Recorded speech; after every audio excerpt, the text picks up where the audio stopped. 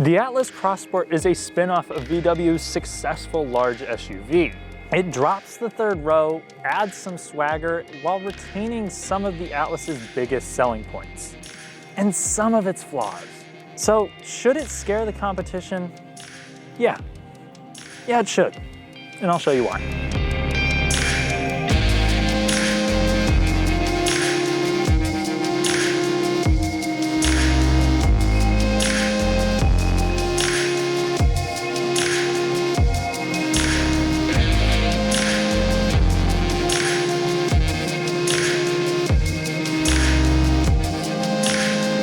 If you haven't done so already, please subscribe to the channel so you can help me take this to the next level. Thank you. Now back to the review. As you may know, the Atlas Cross Sport is all new for the 2020 model year. Up front, we get a different front fascia from the current 2020 Atlas, but this is pretty much what the 2021 Atlas is going to look like. I think the Atlas Cross Sport looks a little bit more happy. It's refreshing to see a design like this. Before we continue, thank you Jared Mann and Chris Parentoni from Royal on the East Side for hooking me up with this Cross Sport. If you're in the market for something new or used, check them out. Anyway, all Cross Sports get slick-looking LED headlights dubbed IQ lights. Step up to the SEL and you get an upgraded light with auto high beams. So trim-wise, we have the S, you have the SE, SE with Tech, SEL, SEL Premium, and then we have R-line trims that are available on the SE Tech, SEL, and SEL Premium. So yeah, kind of a lot. All the R-line is an appearance package. It'll give you some different accents, different front and rear bumper. It's pretty sharp looking. Availability right now is pretty limited. The R-lines are gonna come more into production later on this year. Also, you might notice the new Volkswagen logo. They just kind of slimmed down the V and the W a little bit. Now coming around to the side of the Atlas, you'll see our 20-inch rims that come on the SE and SEL. If you get the R-line, you can get 21s on the SEL and SEL Premium. 18s come on the lower models. So overall, it's a few inches shorter than the regular Atlas, but it retains the same 8-inch ground clearance. So the windows have shrunk a little bit. And then of course you have the sloping rear roof. Sharp lines are characteristic of the Atlas and the Atlas Cross Sport. This just has a massive crease over the wheel arches and continues down the length of the body. Keyless access and push button start come on everything but the base model. These silver roof rails, which are a nice accent piece, come standard on all models, as well as heated side mirrors. I think the rear looks are more of a point of contention than the rest of the vehicle's design, mainly because it's got the sloped back. Now it does provide a cool different look, like the Audi Q8 in my head. I'm not a big fan of this chrome piece, but that's a kind of a subjective thing. You do get standard rear LED taillights. You do get a power rear gate on everything except the base model, and a foot-activated rear gate if you step up to the SE with Tech. Anyway, the last thing that I would like to talk about are these. Yeah, I know that most automakers, or a lot of automakers, are doing this now with the fake exhaust pipe thing, but tell me what you guys think in the comments section. So now let me show you a big, and I mean big, plus to this car, the interior. Hands down, the biggest advantage that the Atlas Cross Sport holds over its competition is the space. I mean, really, the tallest of people will be fine in this thing, and the people behind them will be more than comfortable still. Another advantage to it is some of the features that it both offers and has as standard. You get 6 speakers, rain-sensing wipers, dual-zone climate control, and Apple CarPlay Android Auto on the base S trim. The SE gives you heated, leatherette seats with a power 10-way adjustable driver's seat, an 8-inch display, automatic climate control, and the list goes on. And that model would cost under 35 grand after destination. While I wouldn't call this the value king of its class in any trim, an SE or SE with Tech delivers a lot for a reasonable amount. If you keep checking options, you will get things like a panoramic sunroof, remote start, an actual wall socket, a heated steering wheel, navigation, virtual cockpit, ventilated seats, heated rear seats, a Fender audio system, and real leather, among other things. One thing that I would definitely recommend upgrading to is the virtual cockpit, which is standard on the SEL. What's so good about the virtual cockpit is it's very configurable, it's super easy to use, and the display itself seems very high definition. And then you also get to interact with it through these nice buttons on the steering wheel, which I should also note, this is a new steering wheel with the new logo in it. Looks more contemporary, higher quality in my opinion. Got nice clicky volume and skip track rockers. These dials down here for the climate control. You can tell they shake a little bit. They don't look that good, which is a shame because I know the VW group is so good with the Audi interiors, like the Q5 and A5 with those metal clicky switches and toggles. They just feel so much better. And I wish they would just maybe show the VW a little bit of love with some of that design. The actual touchscreen is super nice. The interface is visually pleasing and the screen produces very dark blacks. It's also snappy and easy to use. The standard 6.5-inch display isn't bad either. The surrounding area looks nice too. The trim pieces themselves look slightly less chintzy than they did in the 2018 Atlas I drove. But before you write a check for a crossport with dark burgundy guts, I have to disclose more shortcomings in this interior. The fit of everything, other than these loose dials, is very tight. The finish, I mean, the materials, they're not the greatest. There's a lot of dark, hard plastics in here. Where your elbows rest are at least soft and padded. The door one could use a little bit more padding, but I wish they did have like kind of a padding for your knee or something like that. Everything feels durable, at least. They do break up the sea of black with this kind of accent piece. It's laid out in a simple manner, but the meh materials, cheap console controls, and lack of spice makes it a bit boring. The interior feels a little plain, but it is at least exceptionally functional, especially with all of the cubbies. The 6-speaker audio unit that will be on most models is adequate.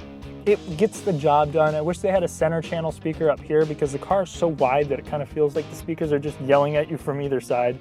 I'm surprised to report that the front passenger seat is fully electric on the SEL and has height adjustment. The seats themselves don't have much of a contour, but at least have good thigh support and present bolstering. Unlike the second row, which is more flat than a northern Indiana highway. But just like the front, the size more than redeems this. All right, so now I'm in the back of the crossport behind myself. I'm 6'3".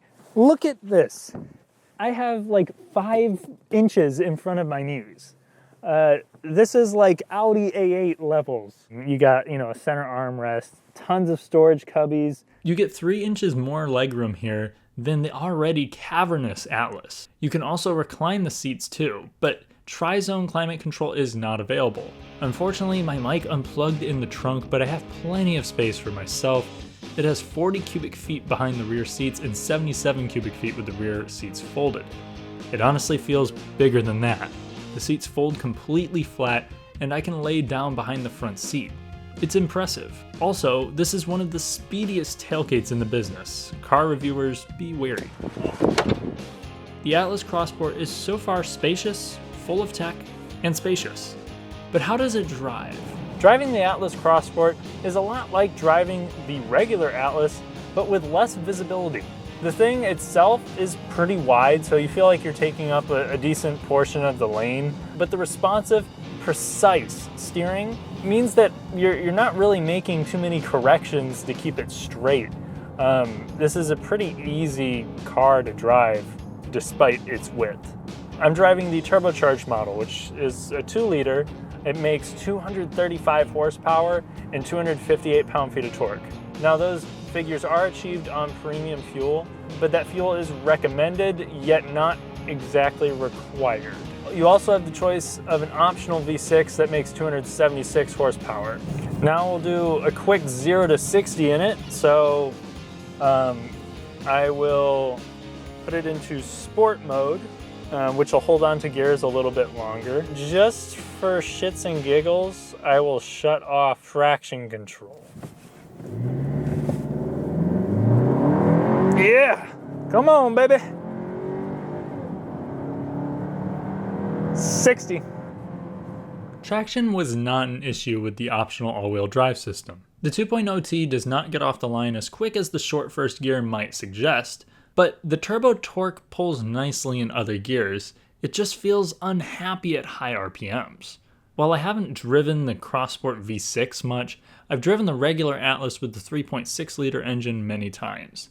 The V6 doesn't offer a noticeable amount more of straight line performance, but it is a little more refined when being wrung out. It also tows up to 5,000 pounds compared to the turbo's 1-ton rating. But around town, the 2-liter is the way to go due to the transmission. The shifts in the transmission are smooth for the most part. The fact that it shifts a little bit slower definitely prevents it from being any quicker.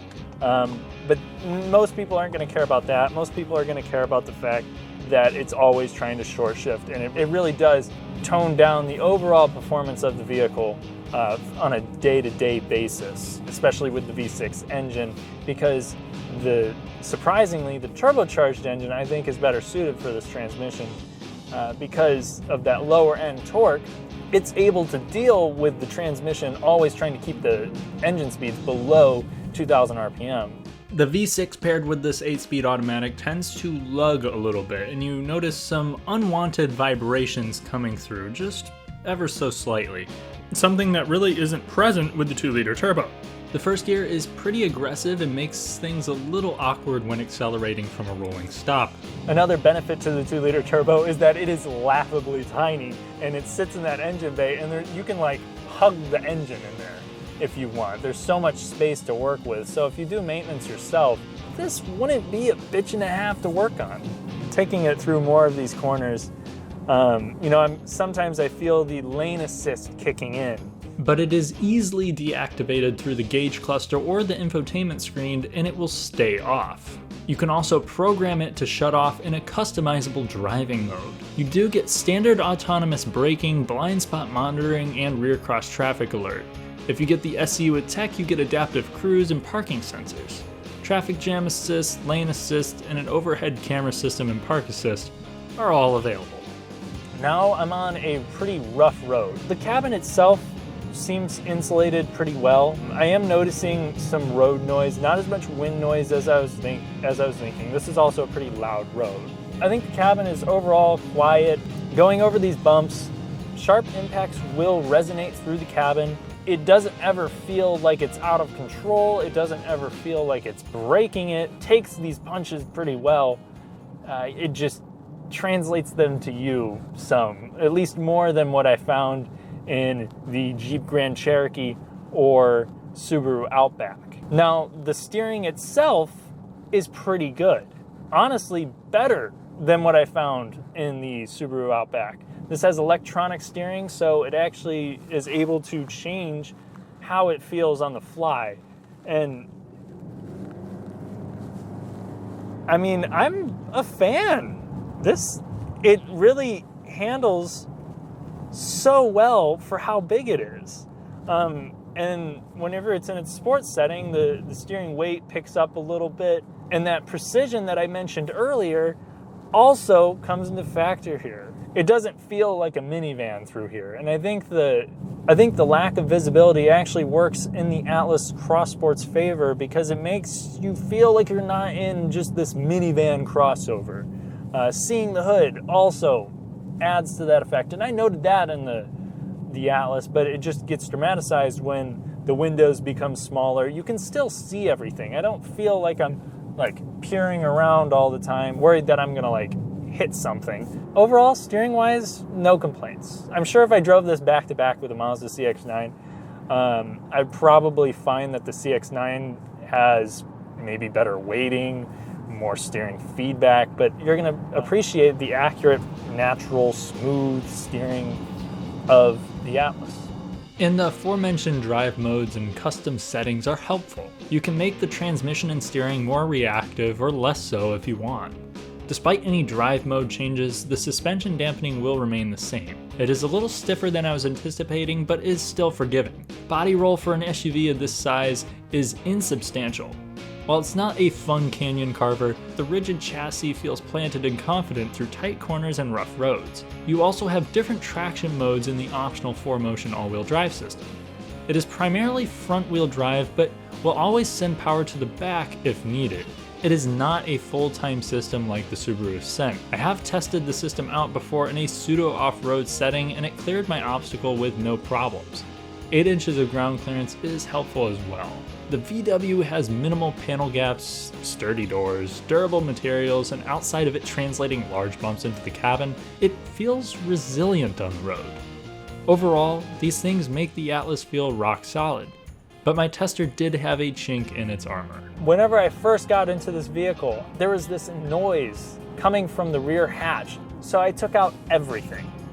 The license plate came off, all the stuff that was underneath the floorboard, like the added accessories, the floor mats, I took all of it. I did everything to try to get rid of this noise, and I didn't. So some part of the interior is just clicking back there, and this car is quiet enough where I can hear it pretty clearly. It's a small nuisance, and it's hopefully just this one with this issue, but it raises the question of quality control and how dependable these things are going to be in the long run.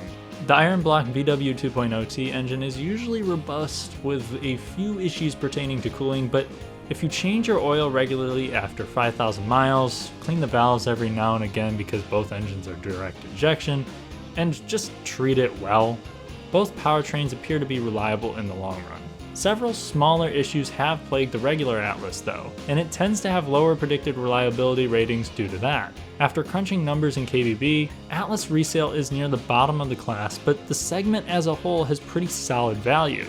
The bumper-to-bumper 4-year 50,000 mile warranty should alleviate some stress, but if long-term value and reliability is a top priority to you, then the Toyota 4Runner, Honda Passport, and Subaru Outback would be better bets. However, the Crossport has something that most other well-mannered crossovers don't, and that is a feeling of substantial presence. It's big. It feels more like a truck than most in its class. Hold the Grand Cherokee and 4Runner. It also has exceptional cargo packaging.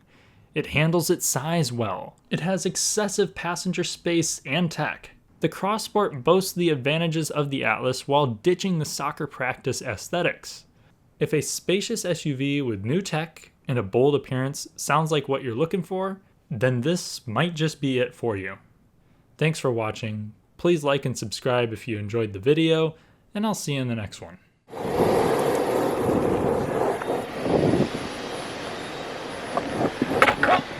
Ah!